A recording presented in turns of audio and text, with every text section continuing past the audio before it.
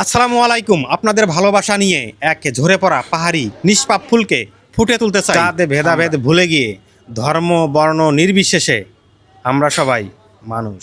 এখন বাজে রাতের 2টা। চলে আসছি চট্টগ্রাম মেডিকেল বান ইউনিটে। আমার সাথে আছেন বিশিষ্ট সমাজসেবক এবং মানবিক শিহাব সাগির ভাই। সাথেই থাকুন, বিস্তারিত জানার পর আপনার হৃদয় একটুখানি হলেও কেঁপে উঠবে। এই যে দেখতে পাচ্ছেন হাসপাতালের বেডে শুয়ে থাকা শিশুটি আমাদের রক্তের কেউ না। এই শিশুটি একজন উপজাতি। আমাদের ছুটে আসা সামাজিক দায়বদ্ধতা ও মানবিকতার টানে ভিডিওটি না টেনে দেখতেই থাকুন। পারলে ভিডিওটা একটু বেশি বেশি শেয়ার করে দিন। আপনার একটি শেয়ারে হয়তো এই ঝরে পড়া শিশুটি ফিরে পেতে পারে নতুন জীবন। এই শিশুটির বাড়ি হচ্ছে বান্দরবনের লামা উপজেলা লেবুপালং দুর্গম পাহাড়ে, যেখানে নেই কোনো শিক্ষা ব্যবস্থা, ডাক্তার ব্যবস্থা, যাতায়াত ব্যবস্থা। সেই দুর্গম এলাকার কনকনা শীতকে অপেক্ষা করে হতদরিদ্র ঘরের এই শিশুটির শীতের কাপড় না থাকায় আগুন পোহাতে যান এবং সেই আগুন লেগে প্যাট এবং পিঠের অর্ধেক অংশ পুড়ে যায়। যেই পরিবার এই শিশুটিকে একটি শীতের কাপড় কিনে দিতে পারেনি, দিন এনে দিন খেতে পারে না, সেই পরিবার এই শিশুটিকে চিটাং মেডিকেলে এনে চিকিৎসা করাবে কিভাবে? পড়ে যায় মহাবিপদে। এমন সময় কিছু মানবিক কর্মী তাদের সন্ধান পায় এবং সেই মেয়েটিকে নিয়ে চিটাং মেডিকেলে আসে। মোটামুটি কয়েকদিন চিকিৎসা হয়। পেট এবং পিঠের বেশি অংশ পুড়ে যাওয়ায় চিকিৎসা ব্যয়বহুল হয়ে দাঁড়ায়। সরে দাঁড়ায় মানবিক কর্মীগুলো। বিপদে পড়ে যায় এই শিশুটির পরিবার। টাকার অভাবে চিকিৎসা করাতে না পেরে এই হাসপাতালে বনসই দিয়ে নিয়ে চলে যান নিজ গ্রামে। ঘটনা শেষ না, ঘটনা মাত্র শুরু। নিষ্পাপ শিশুটি গত 4টি মাস ধরে বিনা চিকিৎসায় পেটের এবং পিঠের অর্ধেক অংশ পুড়ে যাওয়া অসহনীয় যন্ত্রণা সহ্য করে যাচ্ছে এই নিষ্পাপ শিশুটি। এই 4টি মাসের মধ্যে এলাকা বা কোনো একটি ব্যক্তি তাদের পাশে দাঁড়ায়নি, কেউ আসেনি। কোন সময় আল্লাহর কি অশেষ রহমত, আমার পাশে থাকা এই মানবিক জনপ্রিয় কণ্ঠশিল্পী ইমরান ট্রেকিং করতে যান এই বান্দরবনে। হঠাৎ এই অবনীয় কষ্টে থাকা শিশুটিকে দেখতে পান, তার হৃদয় কেঁপে ওঠে। সঙ্গে সঙ্গে আমাদের সাথে যোগাযোগ করেন এবং আমাদের সব ঘটনা খুলে বলেন। এমন সময় আমার আর এক প্রিয় ভাই, মানবিক এবং সমাজসেবক এমডি শিহাব সাগির ভাই তাকে নিয়ে আসার উৎসাহ দেন। আমাদেরকে 30 সেকেন্ড সময় দিবেন, আমরা একটু ইমরানের কাছে একটু কথা শুনবো। আসসালামু আলাইকুম। সবার পক্ষ থেকে আমি একটু বলতে চাই, শিহাব ভাইয়া তুমি যা করতেছো থ্যাংক ইউ সো মাচ। মানে অনেক ভালোবাসা। তুমি অনেক বড় হোক, তোমার জন্য বাবুটাকে আনতে পারছি পাহাড় থেকে। তুমি না থাকলে হয়তো বা জানি না কি হইতো, বাবু কবে আসতো হসপিটালে আর কি হইতো। আমি সবাইকে একটা কথা বলতে চাই যে শিহাব ভাইয়ের জন্য সবাই অনেক বেশি বেশি দোয়া করবেন। আসলে শিহাব ভাইয়াই প্রথম আমাকে বলে যে এই মেয়েকে আগামীকালকে নিয়ে আসো।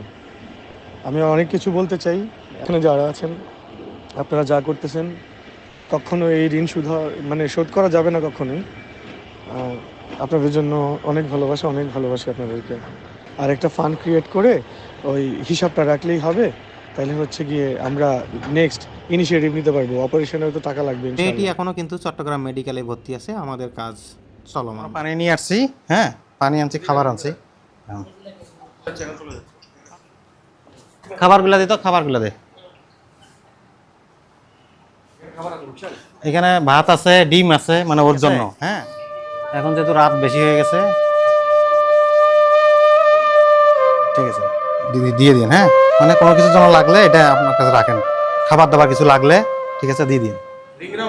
জি ওষুধ আনছো? ওষুধ আনছো? তুমি কি হও? রিংগ্রাম আমার কি হও? তোমার বোন? আপন বোন?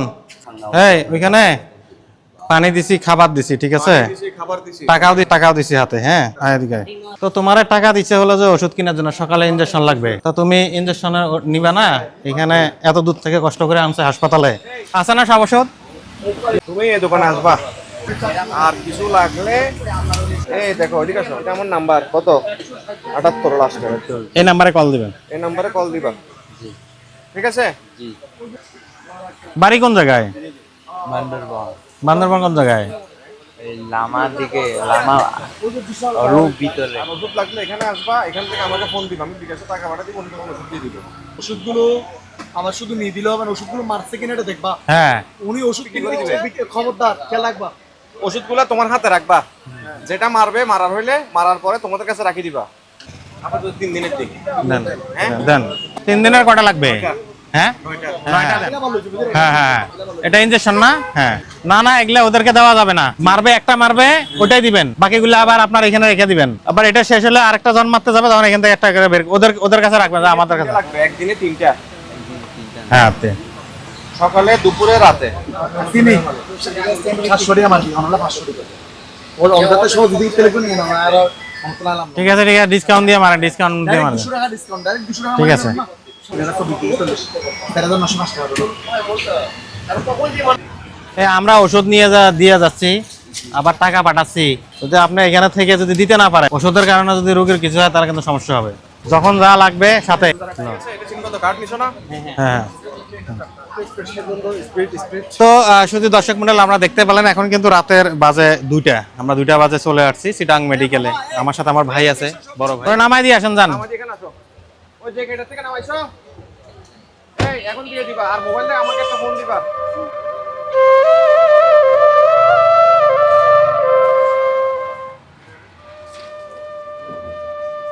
প্রিয় দর্শক মণ্ডলী, ফেসবুকের কিছু রেস্ট্রিক্ট থাকার কারণে আপনাদের পুরো ভিডিও দেখাইতে পারিনি।